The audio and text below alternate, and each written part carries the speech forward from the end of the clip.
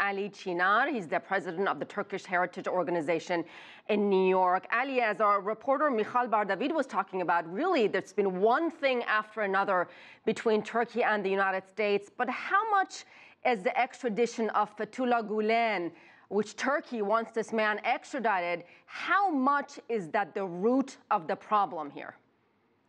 Well, Turkey is saying that all evidences are sent to Department of Justice, and it has been over a year right now. Turkey wants to see an action from United States, but U.S. side says Turkey needs to respect our justice system. It's going to take a while to review the evidences. So the Turk side are impatient right now. They don't want to wait anymore. So they are going after right now the Gülen followers who is linked to the July 5th coup attempt. So there is a big tension going on, and it seems like it's going to get worse.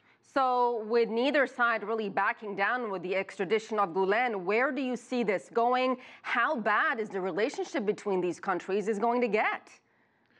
2 days ago, Secretary Tillerson spoke with his Turkish counterpart, Mevlüt Çavuşoğlu, and today the Deputy Ambassador Kosnet was at the Turkish Ministry in Ankara.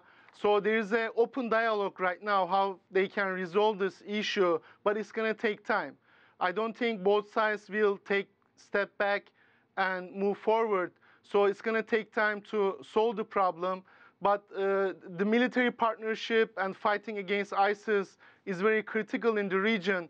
So it's going to jeopardize the other partnerships going on. Hopefully, this open dialogue will try to solve the problem, but it's going to take time. Okay, so if the problem is not solved anytime soon, and you mentioned the cooperation between the two sides, what about the Incirlik military base in southern Turkey? Do you envision a scenario where U.S. troops, more than 2,000 U.S. troops, operate out of there? Strategic location, U.S. needs this base in the fight against ISIL. Do you envision U.S. troops being kicked out if these disputes are not resolved? No, I don't think so. I mean, also keep in mind that NATO is also using this Incirlik base as well. So I don't think the Turkey is going to take any action on Incirlik base. It's very important for NATO and all other countries that cooperate on the fighting against ISIS. So I don't think we'll see a negative impact on the Incirlik.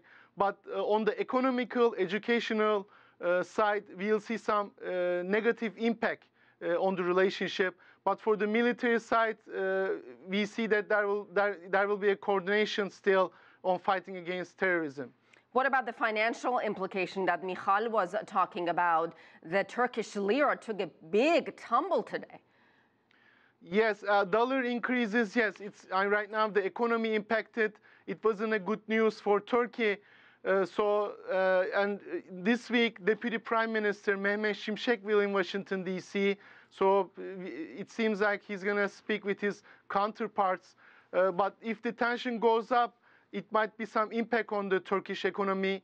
But keep in mind that there is a big economical agreement between U.S. and Turkey. It's going to impact both sides, including the education side. There are over 10,000 Turkish students studying in the United States, and this is a big market for U.S. So overall, it will be a big damage for both countries. All right, we'll leave it there. Ali Cinar, thank you so much, sir.